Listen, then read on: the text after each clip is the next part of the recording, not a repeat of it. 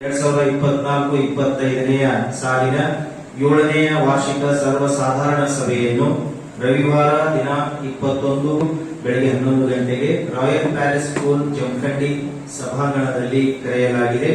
ಕಾರಣ ಯಾವತ್ತೂ ಸದಸ್ಯರು ಸಕಾಲಕ್ಕೆ ಆಗಮಿಸಿ ಸಭೆಯ ಕಾರ್ಯಕಲಾಪದಲ್ಲಿ ಸಕ್ರಿಯವಾಗಿ ಭಾಗವಹಿಸಲು ಕೋರಲಾಗಿದೆ.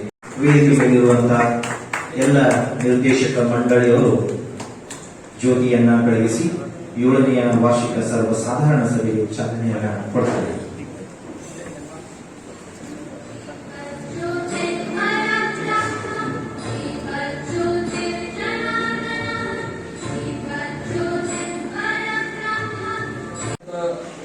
ಎಲ್ಲ ಗೌರವಾನ್ವಿತ ಷೇರು ಸದಸ್ಯರೇ ಹಾಗೂ ಬ್ಯಾಂಕಿನ ಎಲ್ಲ ಹಿರಿಯ ಅಧಿಕಾರಿಗಳೇ ಹಾಗೂ ಸಿಬ್ಬಂದಿ ವರ್ಗದವರು, ಇವತ್ತು ಬಹಳಷ್ಟು ಸಂತೋಷ ಆಗ್ತದೆ. ನಾವೆಲ್ಲರೂ ಕೂಡ ಈ ಒಳ್ಳೆಯ ವರ್ಷದ ಸರ್ವಸಾಧಾರಣ ಸಭೆಯಲ್ಲಿ ಭಾಗವಹಿಸ್ತಾ ಇದ್ದೀವಿ. ಕಳೆದ 7 ವರ್ಷ ಈ ಸಂಸ್ಥೆ ಸಾಕಷ್ಟು ಉತ್ತಮವಾದಂತ ರೀತಿಯಲ್ಲಿ ಬೆಳವಣಿಗೆಯನ್ನ ನಾವು ಕಾಣ್ತೀವಿ. 2019-20ರಲ್ಲಿ ಪ್ರಾರಂಭ ಆಗಿರ್ತಕ್ಕಂಥ ಈ ಸಂಸ್ಥೆ ಅವತ್ತು 1708 ಷೇರು ಸದಸ್ಯರಿಂದ ಪ್ರಾರಂಭ ಆಗಿರ್ತಕ್ಕಂಥ ಸಂಸ್ಥೆ ಇವತ್ತಿನ ದಿವಸ 2024-25ನೇ ಸಾಲಿಗೆ 11,309 ಷೇರು ಸದಸ್ಯರನ್ನ ಹೊಂದಿದೆ ಅಂತಕ್ಕಂಥ ಮಾತನ್ನ ನಾನು ಈ ಸಂದರ್ಭದಲ್ಲಿ ಹೇಳಿಕೆ ಬಯಸ್ತೀನಿ. 31,65,200 ರೂಪಾಯಿ ಷೇರು ಬಂಡವಾಳದಿಂದ ಪ್ರಾರಂಭ ಆಗಿರ್ತಕ್ಕಂಥ ಈ ಸಂಸ್ಥೆ ಈ 7 ವರ್ಷಗಳಲ್ಲಿ 6,35,45,500 ರೂಪಾಯಿ ಷೇರು ಬಂಡವಾಳವನ್ನ ಈ ಸಂಸ್ಥೆ ಹೊಂದಿದೆ ಅಂತ ಹೇಳಿದ್ದೇವೆ. 31,65,000ರಿಂದ 6,35,45,500 ರೂಪಾಯಿ ಷೇರು ಬಂಡವಾಳವನ್ನು ಹೊಂದಿದ್ದೀವಿ. ಅದೇ ರೀತಿ ನಾವು ಠೇವುಗಳನ್ನು ನೋಡಿದ್ರೆ 19-20ನೇ ಸಾಲಿನಲ್ಲಿ 1,18,74,734 ರೂಪಾಯಿ ಠೇವುಗಳನ್ನ ಈ ಸಂಸ್ಥೆ ಪಡ್ಕೊಂಡಿತ್ತು. ಈ ಠೇವುಗಳನ್ನ ಇವತ್ತಿನ ದಿವಸ ನಾವು 24-25ನೇ ಸಾಲಿಗೆ ಹೋಲಿಸಿದ್ರೆ 431,85,04,423 ರೂಪಾಯಿಯನ್ನ ಠೇವುಗಳನ್ನು ಹೊಂದಿಕೊಂಡಿದ್ವಿ. ಇದನ್ನ ನಾವು ಕಳೆದ ವರ್ಷಕ್ಕೆ ಹೋಲಿಸಿದ್ರೆ 23 ಮತ್ತು 24ನೇ ಸಾಲಿನಲ್ಲಿ ನಮ್ಮ ಸಂಸ್ಥೆ 346,86,02,684 ರೂಪಾಯಿಯಷ್ಟು ಠೇವುಗಳನ್ನು ನಾವು ಪಡ್ಕೊಂಡಿದ್ವಿ. ಅಂದ್ರೆ ಈ ಒಂದು ವರ್ಷದಲ್ಲಿ ಹೆಚ್ಚು ಕಡಿಮೆ 84,99,00,000 ಅಷ್ಟು ಠೇವುಗಳಲ್ಲಿ ಹೆಚ್ಚಾಗಿದ್ದನ್ನು ನಾವು ಕಾಣ್ತೀವಿ.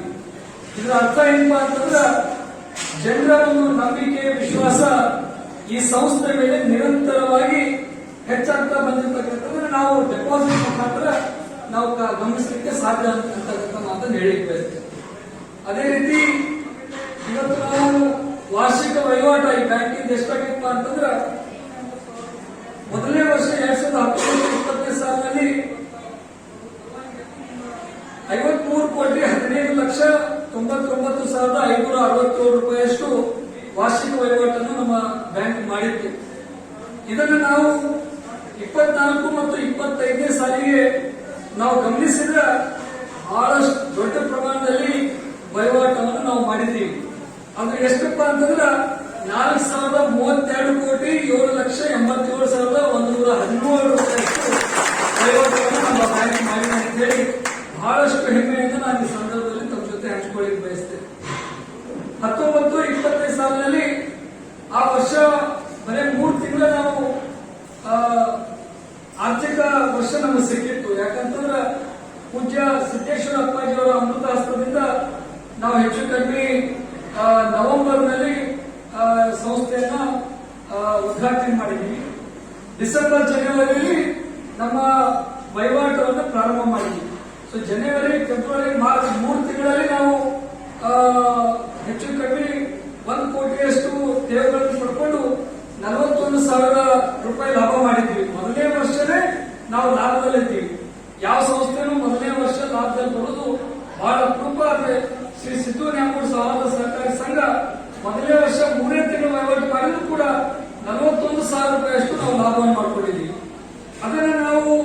ಈ 24-25ನೇ ಸಾಲು ಅಂದ್ರೆ 7ನೇ ವರ್ಷದ ಈ ಒಂದು ಸಂಘದ ನಾವು ಲಾಭವನ್ನು ನೋಡಿದ್ರೆ 4,30,41,439 ರೂಪಾಯಿಯಷ್ಟು ಈ ಸಂಸ್ಥೆ ಲಾಭ ಮಾಡಿದೆ ಅಂತ ಹೇಳಿ ನಮ್ಮ ಜೊತೆ ಬಹಳಷ್ಟು ಸಂತೋಷದಿಂದ ಹಂಚಿಕೊಳ್ಳಿ. ಇದನ್ನ ನಾವು ಕಳೆದ ವರ್ಷಕ್ಕೆ ಹೋಲಿಸಿದ್ರೆ 2023 ಮತ್ತು 24ನೇ ಸಾಲಿಗೆ ನಾವು ಹೋಲಿಸಿದ್ರೆ ಕಳೆದ ವರ್ಷ ನಾವು 3,19,71,492 ರೂಪಾಯಿ ನಾವು ಲಾಭ ಮಾಡ್ಕೊಂಡಿದ್ದೀವಿ.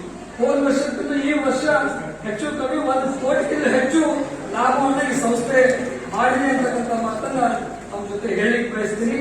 ನಾವು 19-20ನೇ ಸಾಲಿನಲ್ಲಿ ಮೊದಲನೇ ವರ್ಷ ಆಗಿದ್ರಿಂದ ಆ ವರ್ಷ ನಾವು ಯಾವುದೇ ರೀತಿ ಲಾಭ ಮಾಡಿಕೊಂಡ್ರು ಕೂಡ ಯಾವುದೇ ರೀತಿ ಲಾಭವನ್ನ ಷೇರುದಾರರಿಗೆ ಹಂಚಿಕೆ ಮಾಡಲಿಕ್ಕೆ ಆಗಿರಲಿಲ್ಲ. ಅದೇ ರೀತಿ 20-21ನೇ ಸಾಲಿನಲ್ಲಿ ನಾವು 35,36,000 ರೂಪಾಯಿ ಲಾಭ ಮಾಡ್ಕೊಂಡಿದ್ದೀವಿ. ಆದ್ರೆ ಆ ವರ್ಷ ಷೇರುದಾರರ ಜೊತೆ ಚರ್ಚೆ ಮಾಡಿ ಆಡಳಿತ ಮಂಡಳಿಯವರೆಲ್ಲ ತೀರ್ಮಾನ ಏನು ತಗೊಂಡ್ರೆ ಮೊದಲನೇ ವರ್ಷ ನಾವು ಇದನ್ನ ಏನಂತ ನಾವು ಡಿವಿಡೆಂಡ್ ಕೊಡುವಂತದ್ದು ಬೇಡ, ಮುಂದಿನ ವರ್ಷದಿಂದ ಡಿವಿಡೆಂಡ್ ಕೊಡೋಣ ಅಂತ ಹೇಳಿ ನಾವು ತೀರ್ಮಾನ ತಗೊಂಡಿವಿ. 21-22ನೇ ಸಾಲಿನಲ್ಲಿ ಅಂದ್ರೆ 3ನೇ ವರ್ಷ ಆಗಿತ್ತು. 3ನೇ ವರ್ಷ ನಾವು 90,45,787 ರೂಪಾಯಿಯಷ್ಟು ಲಾಭ ನಾವು ಸಂಸ್ಥೆ ಮಾಡ್ಕೊಂಡಿತ್ತು. ಅದರ ಪರಿಣಾಮ ನಾವು ನಮ್ಮ ಷೇರು ಸದಸ್ಯರಿಗೆ 12% ಡಿವಿಡೆಂಡ್ ಅನ್ನು ಕೊಡುವಂತ ಕೆಲಸ ಅವತ್ತಿನ ದಿವಸ ನಾವು ಮಾಡಿದ್ದೀವಿ. 4ನೇ ವರ್ಷ 22 ಮತ್ತು 23ನೇ ಸಾಲಿನಲ್ಲಿ ನಮ್ಮ ಸಂಸ್ಥೆ 90 ಲಕ್ಷದಿಂದ 2 ಕೋಟಿಯಷ್ಟು ಲಾಭ ಸಿದ್ದಣ್ಣ ಸಹಕಾರಿ ಸಂಘ ಮಾಡಿಕೊಂಡಿತ್ತು. ಆ ಲಾಭವನ್ನು ನಮ್ಮ ಷೇರು ಸದಸ್ಯರಿಗೆ ಪಾಸ್ ಮಾಡಬೇಕು ಅಂತ ಹೇಳಿ ನಾವು 15% ಅಷ್ಟು ಡಿವಿಡೆಂಡ್ ಅನ್ನು ಕೊಡುವಂತ ಕೆಲಸ ಅವತ್ತಿನ ದಿವಸ ನಾವು ಮಾಡಿರ್ತಕ್ಕಂಥದ್ದು ಇವತ್ತು ನೆನಪಿಸ್ಕೊಳ್ಳಿಕ್ ಬಯಸ್ತೀನಿ. ನಂತರ 23 ಮತ್ತು 24ನೇ ಸಾಲಿನಲ್ಲಿ ಹೆಚ್ಚು ಕಡಿಮೆ ನಾವು ನಮ್ಮ ಲಾಭ 1 ಕೋಟಿಗಿಂತ ಹೆಚ್ಚು ನಾವು ಗಳಿಸಿದ್ವಿ. 22-23 ಹೋಲಿಸಿದ್ರೆ 23-24ನೇ ಸಾಲಿನಲ್ಲಿ 3,19,71,492 ರೂಪಾಯಿಯಷ್ಟು ನಮ್ಮ ಸಂಸ್ಥೆ ಲಾಭ ಮಾಡಿತ್ತು. ಈ ಲಾಭವನ್ನು ಕೂಡ ನಾವು ನಮ್ಮ ಷೇರು ಸದಸ್ಯರ ಜೊತೆ ಹಂಚ್ಕೊಳ್ಬೇಕು ಅಂತ ಹೇಳಿ ಏನು ಹಿಂದಿನ ಸಾಲಿನಲ್ಲಿ 15% ಡಿವಿಡೆಂಡ್ ಕೊಟ್ಟಿದ್ವಿ, ಕಳೆದ 23-24ನೇ ಸಾಲಿನಲ್ಲಿ 15 ಇದ್ದಿದ್ದನ್ನ 18% ಡಿವಿಡೆಂಡ್ ಕೊಡುವಂತ ಕೆಲಸವನ್ನು ನಾವು ಮಾಡಿದ್ದೀವಿ ಅಂತಕ್ಕಂಥ ಮಾತನ್ನ ಹೇಳಿ ಬಯಸ್ತೀನಿ. ಈ ವರ್ಷ 24-25ನೇ ಸಾಲಿನಲ್ಲಿ 4,30,00,000 ಅಷ್ಟು ನಾವು ನಮ್ಮ ಸಂಸ್ಥೆ ಲಾಭ ಮಾಡ್ಕೊಂಡಿದ್ವಿ. ಕಳೆದ ವರ್ಷ 3,19,00,000 ಇತ್ತು. ಅಂದ್ರೆ ಹೋದ ವರ್ಷಕ್ಕಿಂತ ಈ ವರ್ಷನೂ ಕೂಡ ಮತ್ತೆ 1 ಕೋಟಿ ರೂಪಾಯಿ ಹೆಚ್ಚು, 1 ಕೋಟಿಗಿಂತ ಹೆಚ್ಚು ಲಾಭ ಈ ಸಂಸ್ಥೆ ಮಾಡ್ಕೊಂಡಿದ್ದರಿಂದ ಮೊನ್ನೆ ನಡೆದಂತ ಆಡಳಿತ ಮಂಡಳಿಯ ಸಭೆಯಲ್ಲಿ ನಾವೆಲ್ಲರೂ ಕೂಡ ಏನ್ ತೀರ್ಮಾನ ಮಾಡಿದ್ವಿ ಅಂದ್ರೆ ನಾವೇನು ಹೋದ ವರ್ಷ 18% ಡಿವಿಡೆಂಡ್ ಏನು ನಮ್ಮ ಷೇರುದಾರರು ಕೊಟ್ಟಿದ್ದೀವಿ, ಈ ವರ್ಷ ನಾವು ಮತ್ತೆ 1 ಕೋಟಿ ರೂಪಾಯಿ ಹೆಚ್ಚು ಲಾಭ ಮಾಡ್ಕೊಂಡಿದ್ದರಿಂದ ನಮ್ಮ ಷೇರು ಸದಸ್ಯರಿಗೆ ಈ ಲಾಭವನ್ನು ಮುಟ್ಟಿಸಬೇಕು ಅಂತ ಹೇಳಿ ಈ ವರ್ಷ ನಮ್ಮ ಎಲ್ಲಾ ಷೇರು ಸದಸ್ಯರಿಗೆ 20% ಡಿವಿಡೆಂಡ್ ಕೊಡುವಂತ ನಿರ್ಣಯವನ್ನು ನಾವು ಬಹಳ ಹೆಮ್ಮೆಯಿಂದ ಮತ್ತು ಸಂತೋಷದಿಂದ ಹೇಳಿ ಬಯಸ್ತೇವೆ. ಈ ಡಿವಿಡೆಂಡ್ಗಳನ್ನು ನಾವು ನೋಡಿದ್ರೆ ನಮ್ಮಲ್ಲಿ ಏನು 500 ರೂಪಾಯಿ ಮುಖಬೆಲೆ ಇರುವಂತ ಶೇರ್ ಅನ್ನು ನೀವೇನ್ ಮಾಡಿದ್ರಿ ಅದು 3ನೇ ವರ್ಷಕ್ಕೆ ನಾವು 225 ರೂಪಾಯಿ ಡಿವಿಡೆಂಡ್